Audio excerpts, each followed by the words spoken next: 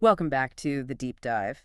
Today we're really getting into something that's, well, it's incredibly personal for so many families, a really complex topic. It is. It's probably the most common and honestly heartbreaking scenario we come across when we're training teachers. You hear it all the time from parents. That phrase, right? My child was doing fine. Exactly. Their confidence was soaring until we changed schools. And it's like a switch flips.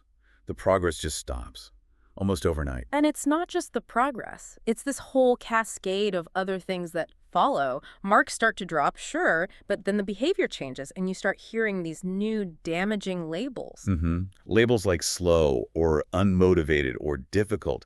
Suddenly a child who was thriving is now seen as not coping. And that moment of transition, which should be exciting, it just turns into this It crisis. undermines years of work. It absolutely does. And, this is the hard truth we have to start with. It's a thing we always come back to in our training. Which is- The child with special needs doesn't struggle because the move itself overwhelmed them. That's not it. They struggle because they're essential support systems. The scaffolding that held everything up, it just didn't move with them. So the failure isn't with the child's resilience, it's a failure of continuity. It is 100% a failure of systemic continuity, never the child. Okay, so let's define the mission for this deep dive then.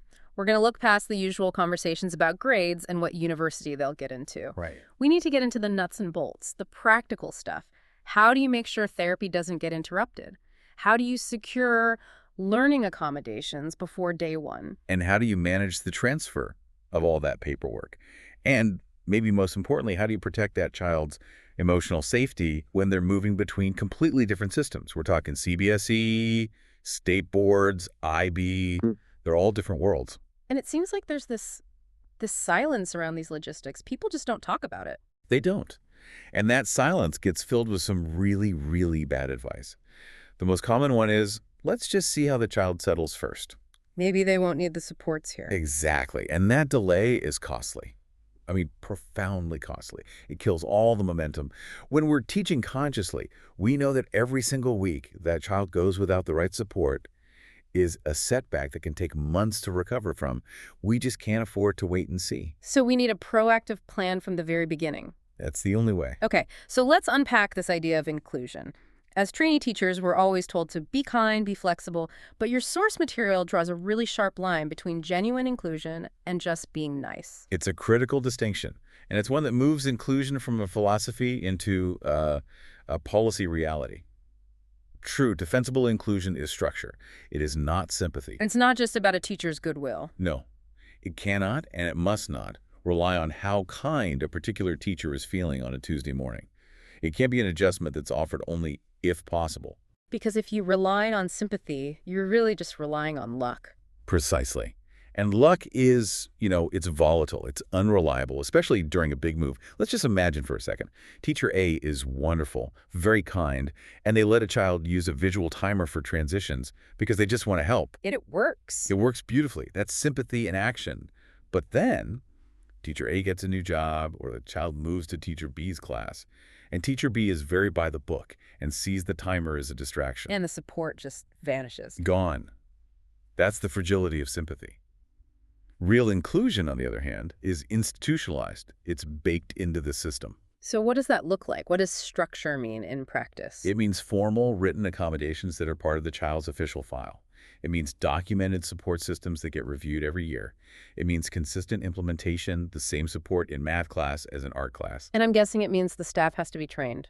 Critically, staff who are trained and, frankly, mandated to deliver that support, whether they feel like it or not.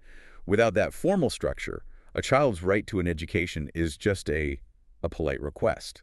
And requests are very easy to ignore in a busy school. That makes so much sense. It shifts the burden from the individual teacher to the institution as a whole. Now, the sources talk about three key elements that have to travel with the child. The three pillars of support. What are they? Right. These are the absolute non-negotiables. If any one of these three pillars gets damaged in the move, the child's entire progress can collapse. First up is documentation. The paperwork. The clinical foundation, exactly. The diagnosis, recent medical reports, and they often have to be very recent, say within the last 3 years. And most importantly, the formal record of accommodations they got at the old school. This is the official proof. Okay, that seems pretty straightforward.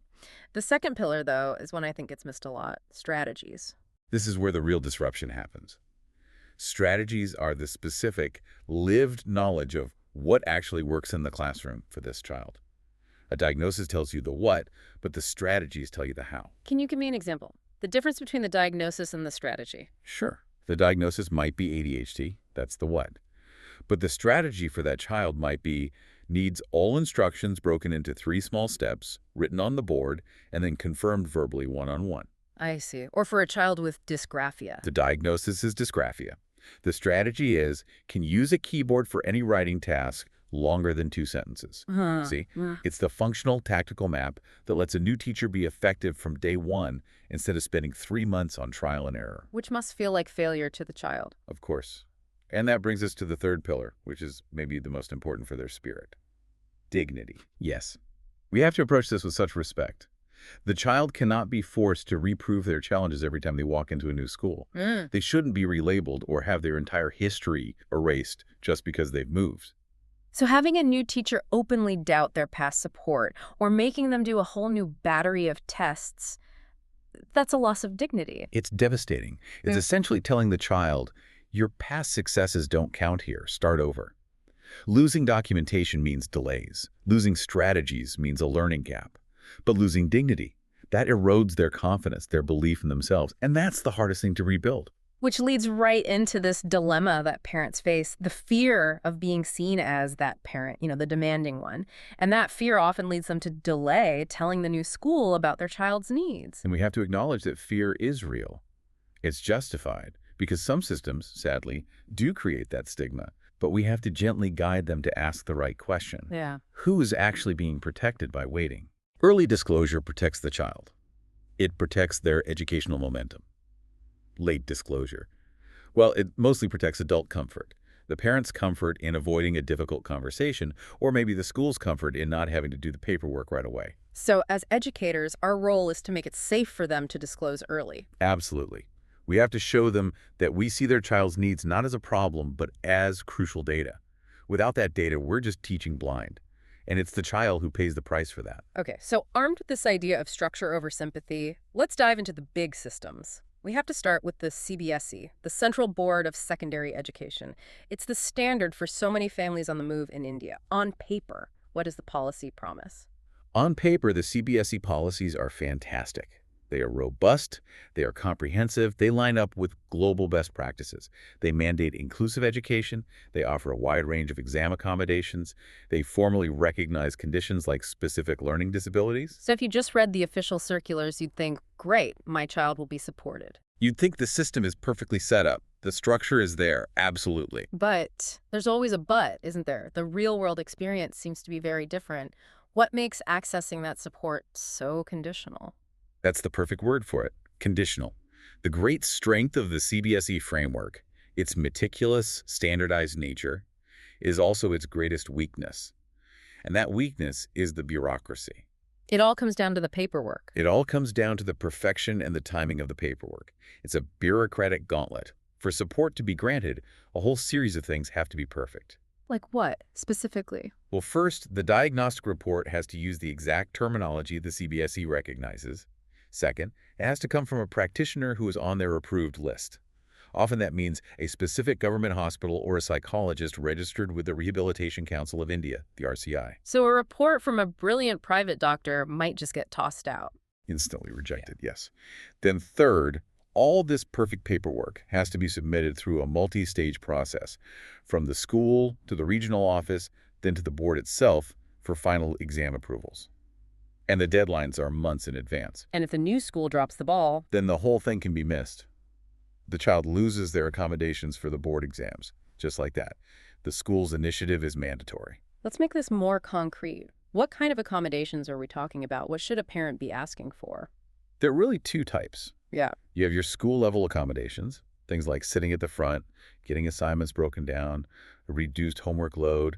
The school can usually approve those internally. Okay. But then you have the high-stakes board-level accommodations for the final exams, and those need central approval. We're talking about extra time, usually an hour for a 3-hour paper, or a scribe, a writer for a student with dysgraphia, sometimes even modified question papers or exemptions from a second or third language. And none of this is automatic. You have to fight for it with the right paperwork at the right time. Exactly. And for a family that's moving, this is where the system can feel like it's punishing you for the move. The lack of consistency between schools creates these huge hurdles. What kind of hurdles? What happens when a family moves from one CBSE school to another? Well, first, the new school might just reject the old reports. They might say the doctor who signed it isn't recognized in their region, forcing the family to start the entire diagnostic process all over again. Which means months of waiting and more money. Months. And during that time, the child has no official support. Second, you have the timing of the exam accommodations. If you move in the summer before Class 10, you might have already missed the deadline to apply for the board exam support. Even if they had it approved in Class 9? Even then, you have to reapply and get it reapproved. And third, there's just a massive inconsistency in understanding. One school might have a brilliant, trained special educator who gets it. The next school's counselor might have no idea what dyspraxia is. The support just evaporates. This sounds exhausting. So what can parents do? To prepare for this, what should be in their, let's call it, inclusion medical file? That's a great term for it. This file is their child's educational lifeline. It has to be perfect. Number one, updated diagnostic reports from RCI-registered or government-approved professionals, Yeah. and they have to be recent. Okay. Number two, a detailed accommodation history, a formal letter from the old school saying exactly what was provided. Scribe was used for final exams in math and science. Be specific. And number 3? This is the golden ticket. The physical copy of the formal board approval letter from the CBSE granting accommodations in previous years. That piece of paper is incredibly hard for a new school to argue with. It's proof that the highest authority has already signed off. So that letter gives them leverage. Immense leverage. So the reality check for CBSE is this. The policy is great, but the inclusion is conditional. It only works if the paperwork is perfect, the parents are persistent, and the new school is cooperative. You often have to gently force the system to be consistent. Okay, let's shift gears. If CBSE is a maze of paperwork, what's the reality for state boards? This is where the majority of students in India are educated. It is, and the contrast is, well, it's stark. It really speaks to different priorities, different resource levels. With state boards, we're often talking about fundamental systemic limitations. The actual infrastructure for support might just not be there. What do you mean by infrastructure? What's missing? Often it's the specialized staff, special educators, counselors. Yeah. That they might be non-existent, or maybe one person covers a dozen schools. There's often no formal state-mandated framework for assessment or intervention like the CBSE has. So inclusion becomes informal. Highly informal. It ends up relying almost entirely on the discretion of the individual teacher or the vision of the principal. And while these people can be incredibly dedicated, that's not a system. That's just relying on a good person being in the right place at the right time. Which is fragile. Incredibly fragile. And when a family moves into a state board school, especially from a more structured system, that fragility becomes painfully clear. What's the biggest risk in that situation? The biggest risk is that the support just disappears. Poof, gone overnight. All the accommodations they relied on just vanish into thin air. A meticulously crafted, individualized education plan, an IEP, from their old school, it might not be recognized at all. Why not? Isn't an IEP a standard concept? It is globally, but in many state board systems, there's no state law or policy that legally requires them to accept or implement an IEP from another system. It's treated as just a suggestion, a piece of paper with information, not a binding contract for services. So the school can just say, that's interesting, but we don't do that here. That is the phrase you hear over and over. We don't do that here. And we have to be clear, as educators, this usually isn't about cruelty. It's a genuine systemic limitation. They often literally don't have the staff, the training, or the policy framework to provide that kind of specialized support. So with the system being so fragile, the parent's role has to change completely. They can't just hand over a file and expect things to happen. No, the parent has to become the system. They have to be the coordinator, the advocate, the translator. They have to shift their strategy completely. How so? First, they need to translate those complex medical reports into plain, simple language for the teacher. Don't say deficits in processing speed. Say, he needs you to repeat instructions twice, slowly. Make it practical. Exactly. Second, they have to focus on communicating the functional need, not the official label. What's the difference? The label is, my child has dysgraphia. The teacher may have never heard of it. The functional need is, my child's hand hurts after writing for 10 minutes, but he can type his answers perfectly. You're giving the teacher a problem and a solution. and bypassing the scary-sounding label altogether. And I imagine they need to arrange their own support outside of school. That's the last crucial piece. They have to proactively find and fund private tutors, therapists, whatever is needed. In this environment, the family often becomes the child's entire support ecosystem. They have to accept that they are the primary resource. So the reality check for state boards is that success really depends on the family's own resources, both financial and emotional. It hinges on three things: very strong family support, the local availability of affordable external help, which is a huge issue in rural areas, and realistic expectations. Mobility in this system makes support incredibly fragile, and it demands constant, relentless work from the parents. All right, let's look at our third system, the International Baccalaureate, the IB. This is often seen as the gold standard for inclusion, especially for families who move internationally. What's its core philosophy here? The IB's approach is structurally different from the others because inclusion isn't an add-on policy. It's embedded right into the DNA of the teaching and learning design. The whole philosophy is built on differentiation. Meaning that the starting assumption is that all learners are different. Precisely. Learner variability is treated as the norm, not the exception to the rule. And that philosophy drives everything from formal access arrangements to the whole school's culture around individualized support, right from the primary years program, the PYP, all the way to the diploma. That sounds like a dream for a student who is moving. What are some of the practical things IB schools do that make a child feel, seen and understood?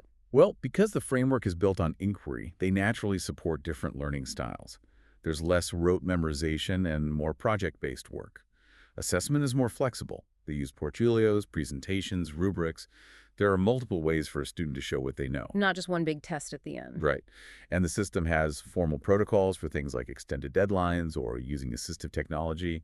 It's this institutional acceptance of difference that makes so many kids feel, okay, I'm understood here. But, as we've learned, philosophy is one thing and reality on the ground is another. The IB is a framework, but it's not an automatic guarantee of perfect support, is it? It's not. And that's the most important question to ask. The IB provides a fantastic structure, but the quality of the support still comes down to the specific school. Is that school just paying for the brand? Or are they genuinely investing in the rigorous staff training the IB philosophy requires? So a parent needs to investigate the school's actual commitment, not just the fact that it has the IB logo. Absolutely. How well trained is their special education needs or SEN staff? And just like every other system, the support is only as good as the documentation the family provides. And critically with the IB, the timeliness of that documentation. Let's talk about that. The high-stakes end of the IB, the MYP and DP final exams, the rules around access arrangements are known to be incredibly strict. Why? The strictness comes from the need to maintain global fairness. These results are used for university admissions all over the world, so they have to be standardized and beyond reproach. So any request for access arrangements, extra time, a word process, or rest breaks doesn't just get approved by the school. It has to go higher up. It has to be approved by the central IB organization in Geneva. And to get that approval, you need to provide longitudinal evidence. You have to prove the need is long-standing and that the student has been consistently using that specific accommodation in school for a long time. And the deadlines for submitting all this are non-negotiable. They are absolute. For the May exams, the final paperwork might be due the previous October. It's rigid. And this is where a family that moves late in the game can get into serious trouble. This is the single biggest warning. For the IB, late disclosure equals systemic rejection for exam accommodations. Full stop. If a family moves halfway through the final year of the diploma program and they can't get that historical evidence processed before the IB central deadline, The accommodation is denied. it will not be granted. It doesn't matter how obvious the need is. The central IB decision is final, and it is entirely driven by the timeline. So a family coming from a system where they're used to fighting the local bureaucracy needs a totally different mindset here. They need to disclose everything on day one of enrollment and come with a complete, validated history. The IB wants to see evidence of consistent use of an accommodation. If the support at the old school was informal and not documented, it's very hard to make a case. So the IB reality check is, the framework is amazing, but it demands perfect alignment. That's it exactly. Yeah. It works best when parents disclose early with perfect documents, the school's SEN team is highly trained and collaborative, and the child is encouraged to advocate for themselves. The potential for portability is the best, but you have to be incredibly proactive to make it a reality. Hashtag tag tag outro. So after navigating all of this, the conditional bureaucracy of CBSE, the fragility of the state boards, the time-bound framework of the IB, what does this all mean for a parent or for an educator who is listening right now? We need to boil this down into a practical inclusion survival kit. I think that's the goal. We have to move parents and teachers from a place of passive hope to one of conscious, proactive action. The parent has to become the chief continuity officer of their child's education. And that means asking some very specific questions before they enroll in a new school. Okay, what's question number one? Number one, do I have updated diagnostic documentation that this new system will actually recognize? Is it recent enough? Is it from an authority they will accept without making us start from scratch? Number two. Are my child's current accommodations recorded formally and clearly? Is there a paper trail, ideally with a prior official approval letter from a board like the CBSE? Right, the golden ticket. Exactly. Number three, who is the specific person at the new school who will implement this support? Get a name. Don't accept a vague, oh, we'll take care of it. Who is the SEN coordinator? Who is the point person? That's so important. Accountability. It is. Number four, what is our backup plan if support is delayed? Do I have a private tutor on standby, a therapist lined up? You have to assume there will be a gap and plan for it. And the final question, which feels so crucial. Number five, how will my child be protected emotionally during this? Is the school going to make them feel welcome? Or are they going to make them re-justify their existence to every new teacher? That really shifts the whole process from just enrolling a child to truly coordinating their future. It comes back to what you said at the start. Inclusion isn't a favor, it's a right. But it's a right you have to actively uphold with evidence. That is the ultimate lesson here, and maybe I can leave you and everyone listening with one final thought. It's something we get wrong so often. What's that? We talk about children with special needs as if they're the fragile ones, as if they're the ones who are brittle and will break when things change. But they're not. They are not. They are often the most resilient people you'll ever meet. They navigate barriers every single day. The thing that's fragile is the systems that are supposed to support them. The systems break, not the children. Exactly. When a family moves, a child doesn't lose their intelligence or their ability. They lose the continuity of their support. So the real wisdom is this. Protect that continuity above all else. Be the fierce guardian of that continuity. And if you could do that, the child will absolutely astound you with their resilience and their capacity to thrive.